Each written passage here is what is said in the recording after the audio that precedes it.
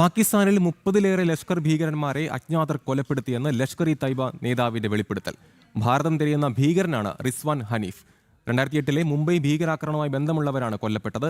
അജ്ഞാത ആക്രമണങ്ങൾക്ക് പിന്നിൽ ഹിന്ദുസ്ഥാന്റെ രഹസ്യാന്വേഷണ ഏജൻസികളെന്നും ലഷ്കർ ഭീകരൻ പറയുന്നു. വിവരങ്ങളുമായി ആദർശ് TS ചേർന്നു. ആദർശ്, നമുക്കറിയാം പാകിസ്ഥാനിലെമ്പാടും അജ്ഞാതരുടെ വിളയാട്ടം തുടരുകയായിരുന്നു. ഇപ്പോൾ ഇതാ ലഷ്കർ ഭീകരൻ തന്നെ തുറന്നു സമ്മതിച്ചിരിക്കുകയാണ്. 30-ലേറെ ഭീകരരെ അജ്ഞാതർ കൊലപ്പെടുത്തിയിരിക്കുന്നു എന്നല്ലേ?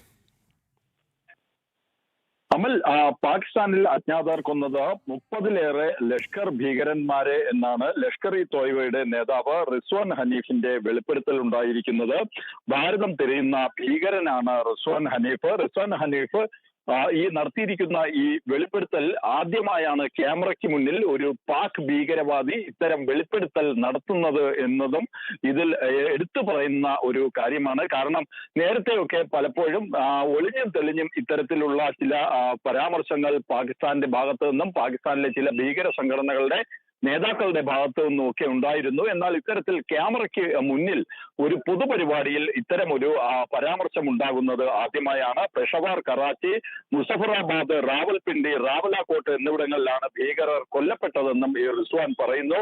അജ്ഞാതർ കൊന്നതിൽ ഏറെയും 2008-ലെ മുംബൈ ഭീകരാക്രമണവുമായി ബന്ധമുള്ളവരെന്ന് അദ്ദേഹം പ്രസംഗത്തിൽ പറയുന്നുണ്ട്. റിസ്വാൻ ഭാരതം തിരയുന്ന കൊടും ഭീകരനാണ്.